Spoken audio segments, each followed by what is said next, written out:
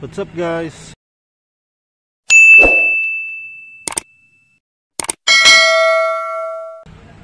It's me Vlog Jack and welcome back sa aking YouTube channel. At kung bago pa lang kayo sa aking YouTube channel, huwag niyong kalimutan na i-click ang aking subscribe button. Sama niyo na rin ang aking bell notification para maging updated kayo sa mga videos na upload ko pa. Alright, so for today's video ay samahan niyo ako na mag DIY ng aking CVT. So syempre as isang MC taxi, isang malaking tulong o factor na rin na kahit paano meron kang alam o mga basic na knowledge pagdating sa pagsi-CVT, kasi mas makaka-lesson ito sa gastusin natin. Kasi as kung araw-araw ka na biyahe, mabilis na nagdumudumi ang ating CVT, which is makaka-abala or ano sa atin, dagok sa atin na yung ating performance ng motor is bumabagal, which is kailangan natin na laging nasa kondisyon ng ating motor dahil ito yung pinanghahanap buhay natin. So tara guys, samahan nyo ako na mag DIY. So linisin muna natin ang ating CVT. Alright.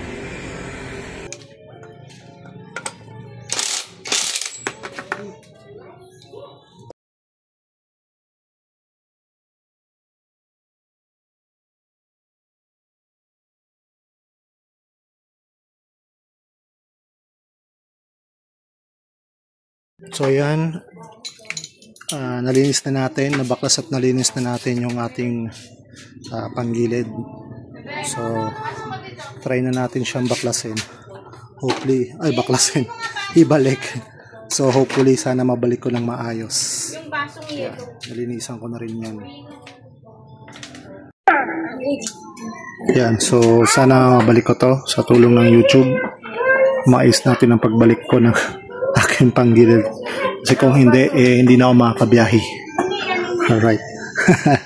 So lakas ng loob lang na gamitin tong impact wrench. So dahan-dahan ko lang siyang ginamit. So kompleto naman yung mga tools ng pantanggal ng kapatid ko. Yan. So yan. So isa-isa na natin siyang ibalik. Alright. DIY talaga. Do it yourself. Nasirain tong motor. Sa quality yung ating iyak. Yan. Ganda ng kain niya. Tapos ito yung bell natin na pinaregroove ng iyak. Solid. May gaywang siya pero halos lahat ng ikot natatamaan niya. Kasi naka 0-0 naman ang loob niyan. Kaya ayos lang kahit gaywang yung sa labas. Alright.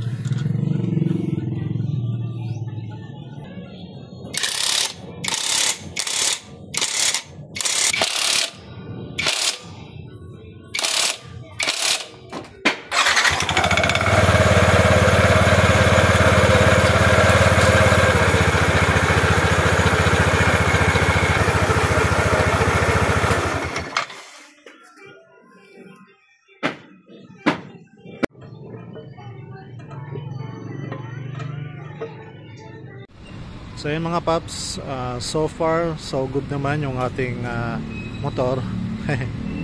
Naibiyahe ko naman dito sa Marikina yung ating motor, so wala namang nabaklas or anything. Then nagawa ko na rin na merong angkas, may nakaangkas. At okay naman. So yung talagang nawala yung kanyang konting dragging. Matagal ko na rin kasing na solve yung issue about sa dragging. So nag-dragging ng konti dahil madumi na yung aking panggilid. So nung nalinis, yun, all goods na ulit. Malakas na ulit siyang pumatak. Tagumpay tayo sa ating DIY na paglilinis ng ating CVT cleaning. Alright, so hanggang dito na lang aking video. Always remember, ride safe, peace out.